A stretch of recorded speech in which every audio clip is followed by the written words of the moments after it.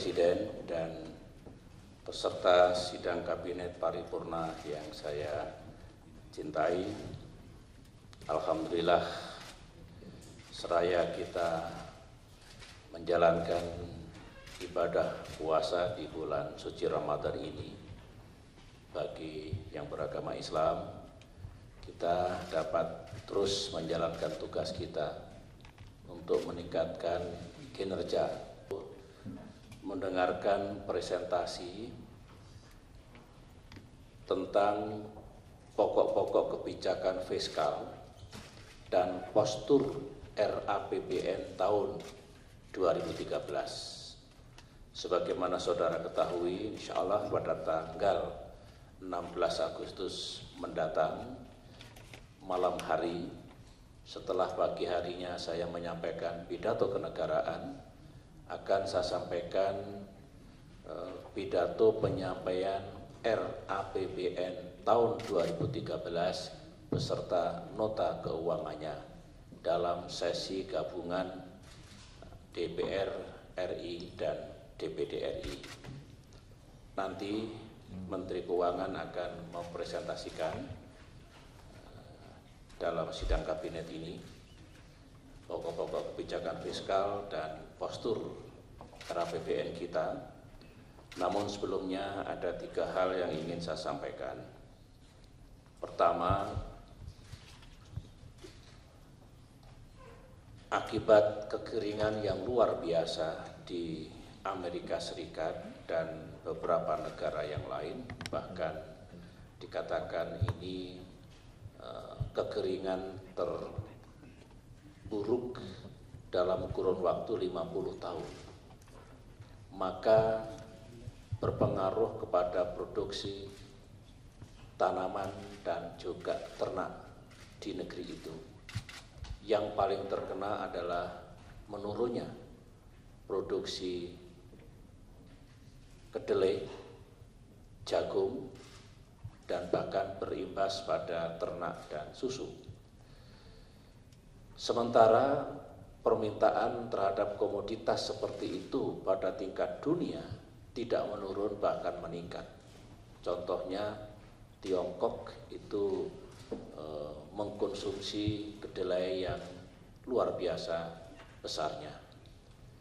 Ditambah dengan kompleksitas perekonomian dunia sekarang ini yang sedang tidak baik, situasi geopolitik, perubahan iklim, dan lain-lain, maka sebagaimana yang kita ikuti setiap hari apa yang diberitakan oleh media internasional, maka dunia kembali menghadapi tantangan terhadap ketersediaan komoditas pangan yang tentu saja berpengaruh kepada harga dari komoditas pangan itu.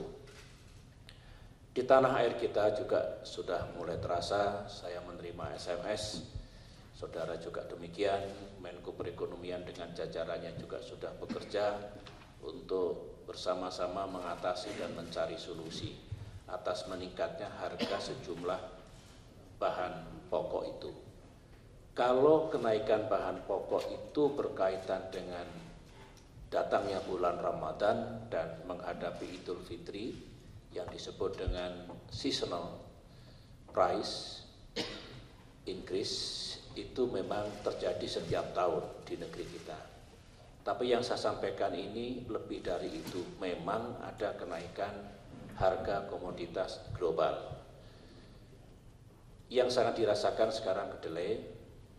Kita ketahui misalnya tahun lalu harganya berkisar antara 5.000 sampai 6.000 rupiah per kilogram. Sekarang sudah mencapai 7.000 sampai 8.000 rupiah per kilogram. Ini tentu memberi memberikan persoalan bagi para perajin tahu dan tempe utamanya. Oleh karena itu, kita harus melakukan sejumlah langkah baik jangka pendek maupun jangka menengah dan panjang. Jangka pendek telah kita putuskan dalam rangka stabilisasi harga, maka akan kita bebaskan untuk sementara bea masuk impor kedelai yang berjumlah sekitar 5%, sehingga diharapkan bisa mengurangi kenaikan harga itu. Perlu saudara ketahui, dan ini menyangkut sasaran jangka menengah, kita memang harus meningkatkan produksi kedelai dalam negeri. Terus terang, netnya masih belum positif. Setiap tahun kita mengkonsumsi kedelai 2,2 juta ton kedelai, sedangkan produksi kita hanya berkisar sekitar 800 sampai 850 ribu ton kedelai, sehingga netnya cukup besar, 1, juta ton kedelai. Mengapa tidak subur? Karena petani tentu memilih komoditas yang memiliki harga jual yang lebih tinggi, dan itu logis. Ketika misalkan menanam beras harganya lebih baik, ataupun sumber pangan yang lain juga demikian, tentu tidak terdorong untuk menanam kedelai. Oleh karena itu, jangka menengah dan jangka panjang mari kita pikirkan untuk meningkatkan produksi dalam negeri. Sudah saatnya BUMN pangan ataupun siapa nanti dengan kita sediakan lahan yang cukup untuk betul-betul bisa memproduksi kedelai ini, karena kalau kita melihat pertumbuhan penduduk secara dunia, termasuk perkembangan demand terhadap pangan akan terus naik.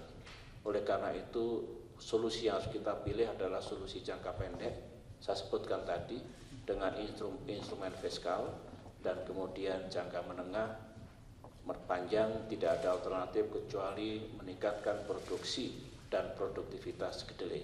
Ini juga berlaku bagi komoditas yang lain.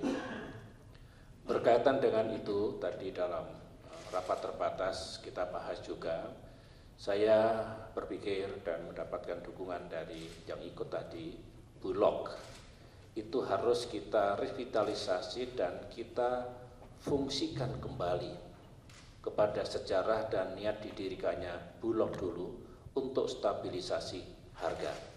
Tentu saja tidak semua harga harus kita stabilkan, di samping tidak mungkin bisa tidak efisien ekonomi kita, tetapi untuk komoditas utama menurut saya patut untuk dijaga stabilisasinya. Tentu Bulog yang baik governance-nya, yang efisien, yang responsif, dan segala persyaratan bagi sebuah institusi semacam Bulog, dengan kita tugasi kembali menjaga stabilitas harga, tentu akan lebih fokus dan tidak harus mengejar keuntungan sebagaimana posisinya yang sekarang ini. Tentu sehat, tentu juga efisien. Itu yang kita harapkan, dan saya serahkan kepada tim untuk segera mengkaji, dan jangan terlalu lama, komoditas apa yang perlu kita tugasi Bulog untuk menjaga stabilitas harganya. Yang jelas beras, kemudian kedelai, barangkali jagung, apalagi nanti yang kira-kira betul-betul itu sangat diharapkan oleh rakyat kita. Sementara itu, dalam keadaan seperti ini, saya menyeru kepada dunia usaha, utamanya para importir kedelai, tidak banyak di negeri kita ini. Marilah kita bekerja sama dengan baik untuk rakyat kita. Jadi kalau sudah kita bebaskan bea masuknya, harapan kita satuan harga persatuan kedelai itu pada konsumen akhir ya yang lebih bisa dijangkau oleh rakyat kita. Itu soal pertama saya sampaikan kepada saudara semua, dan melalui pers tolong juga disampaikan kepada rakyat. Kita mengelola, kita ingin menjaga stabilitasnya dan melakukan segala sesuatunya yang dapat kita lakukan, terutama jangka pendek dan tentunya nantinya jangka menengah dan jangka panjang. Saudara-saudara, hal kedua adalah berkaitan dengan situasi keamanan dunia yang sekarang sedang menjadi perhatian bersama. 2-3 jam yang lalu saya mendengarkan statement Sekretaris Jenderal PBB Ban Ki-moon di Bosnia I Herzegovina yang menyeru agar para pemimpin dunia segera melakukan tindakan bersama untuk menghentikan yang disebut dengan krisis dan tragedi kemanusiaan di Syria. Saya kira Ban Ki-moon bukan yang pertama kali ini sudah beberapa kali. Sementara itu saudara-saudara, sebenarnya kita sudah melangkah lebih jauh sebelum ada seruan dari Sekjen PBB hari ini. Saudara, sudah saya sampaikan beberapa hari yang lalu, sebagai salah satu world leader saya sudah menelpon Ban Ki-moon saran-saran bagaimana bisa mengakhiri bloodshed yang sekarang makin meluas dan berkembang. Saya juga sudah mengeluarkan statement resmi, sudah menulis artikel di sebuah majalah koran internasional untuk kiranya bisa menggerakkan semua pihak untuk tidak hanya membiarkan tapi to take actions together. Bagaimana to stop the killing, the human tragedy, di civil war yang sekarang terjadi di Syria. Saya mengatakan, dan saya kira saudara bisa membaca artikel yang telah dibagikan, ini tidak mungkin kalau hanya mengandalkan diplomasi, solusi politik yang dijalankan Kofi Annan. Meskipun misi Kofi Annan itu penting, meskipun 6 adalah Dewan Keamanan. Dari 15 negara anggota Tiongkok, Perancis, dan Inggris yang memimpin, apakah tetap Assad atau bukan Assad? Saya mengatakan itu sangat tidak tepat dengan situasi sekarang ini kalau hanya itu yang didebatkan dan tidak bersepakat. Justru yang sudah diputuskan memperpanjang mandat military observers yang itu juga tidak efektif, saudara-saudara. Saya dengar bahkan mau ditarik. Oleh karena itu, sekali lagi melewati rekan-rekan pers, Indonesia punya posisi, kami telah mengusulkan lebih baik ada tindakan kolektif, syukur-syukur dipelopori 5 pemegang hak veto untuk sebuah peacemaking. Peacemaking itu jangan diartikan seperti koalisi yang menyerang sebuah negara, menyerang pemerintahan Presiden Bashar Assad misalnya. Bukan itu.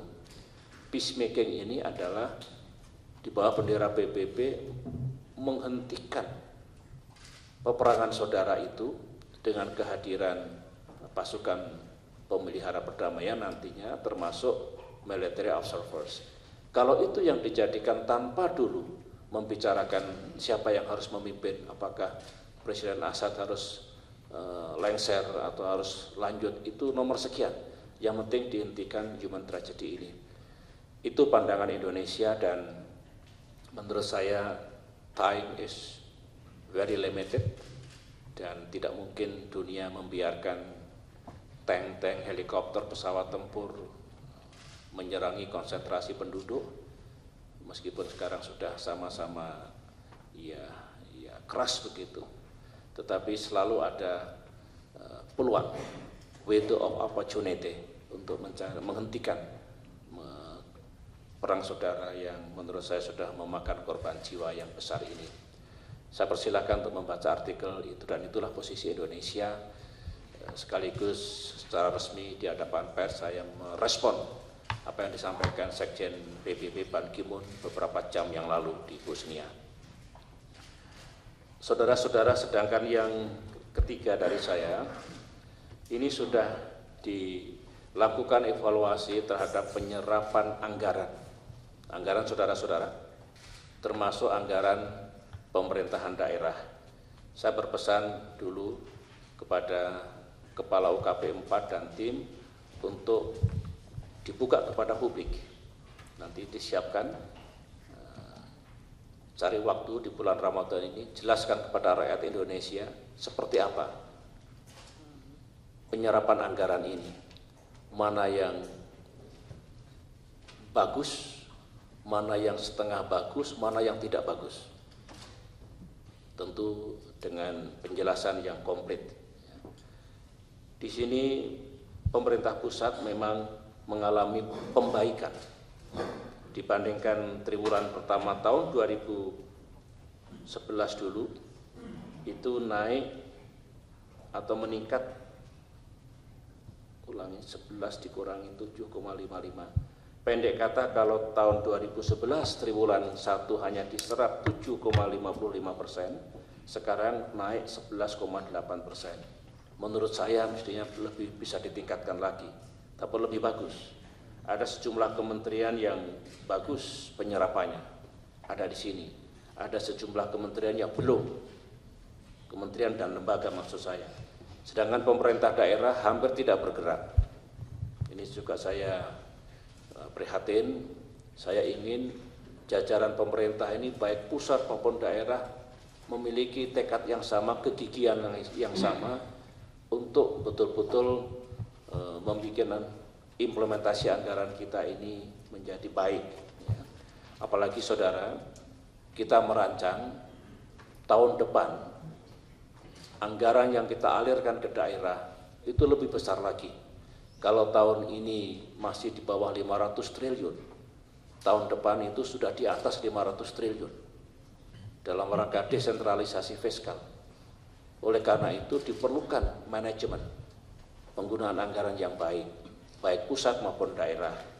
Saya berharap nanti Menteri Keuangan, Menteri Dalam Negeri juga bisa berkomunikasi dengan para gubernur, para bupati dan para wali kota untuk bersama-sama menggunakan anggaran ini dengan sebaik-baiknya. Kemarin waktu saya berkunjung ke Kejaksaan Agung untuk melaksanakan sidang bersama antara Jaksa Agung, Kapolri dan Kepala BPN, sudah saya singgung bahwa anggaran APBN, APBD ini pertama-tama harus kita rencanakan dengan baik. Setelah itu kita gunakan dengan baik, termasuk jangan sampai ada penyimpangan-penyimpangan. Itulah semangat yang akan terus kita tingkatkan mulai tahun ini dan tahun-tahun mendatang. Saya kira 3 hal itulah yang saya sampaikan sebagai pengantar, mempresentasikan pokok-pokok kebijakan fiskal serta postur era APBN tahun mendatang. Ingat Pak Agus sekarang, jadi mudah-mudahan sebelum Mei, sehingga tidak perlu nanti dilanjutkan setelah kita maghrib ataupun isya ataupun taraweh. Usaha